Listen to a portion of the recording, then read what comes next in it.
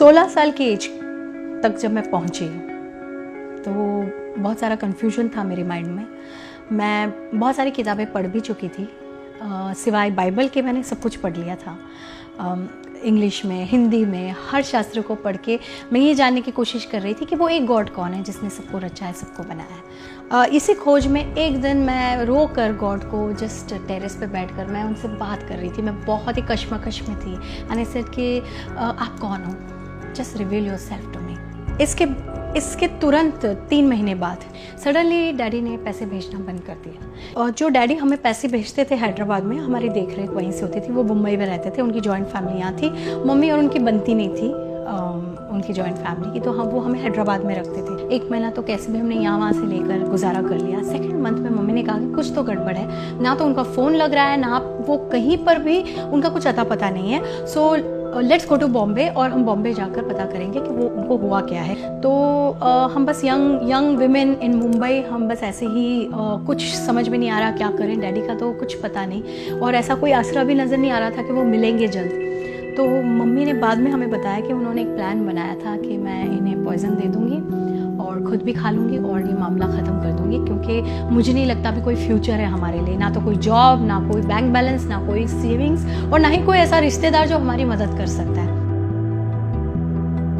एक बार भी कभी यीशु का जिक्र हमारे फैमिली में नहीं हुआ था, ना ही बाइबल का जिक्र हुआ था। तो सडनली उन्होंने कहा मुझे जाना है, अभी मैंने सब कुछ कर लिया, अब मुझे चर्च जाना है। तो हम बाहर ही खड़े रहे, मैं और मेरी सिस्टर वरांडा में। मम्मी अंदर गई चर्च में और वो काफ़ी टाइम तक प्रेयर कर रही थी अंदर और मैं बाहर खड़ी थी। सडनली मुझे ऐसा लगा किसी ने अभी बकेट भरकर प्रेम मेरे ऊपर ऐसे उंडेल दिया है। It was like I am having a birth in love.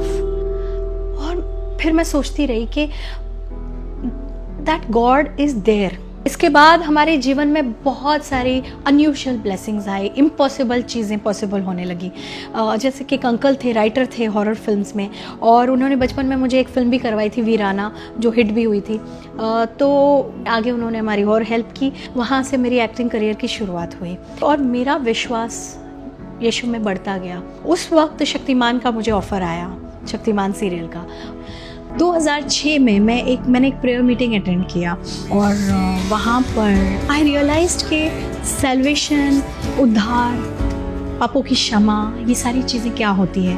और जब मैंने अपने पापों के लिए क्षमा मांगी, जब मैंने यीशु में विश्वास किया कि उन्होंने मेरे पापों के लिए अपनी जान दी है और वो मरकर फिर से ज़िंदा हुए ताकि मुझे अनंत जीवन मिले, जब मैंने इस बात को पूरी तरह से समझा और इसमें विश्वास किया, उस वक्त मैंने सही मायने में उस परमेश्वर के प्रेम को, जो मैंने पहली बार जब मैं वो चर्च में बाहर खड़ी थी, जो मैंने अनुभव किया, वो सारी चीज़ें मैंने फिर से दोबारा एक फ्रेश तरीके से मैंने पाया। मैंने पवित्र आत्मा का स्पर्श पाया। परमेश्वर का प्रेम एक रियलिटी बन गया मेरे लिए। जो भी नाम, पैसा, शोहरत, जो कुछ भी मुझे मिला है, I am really grateful to God for his love, क्योंकि मैंने उसे एक पिता के रूप में जाना।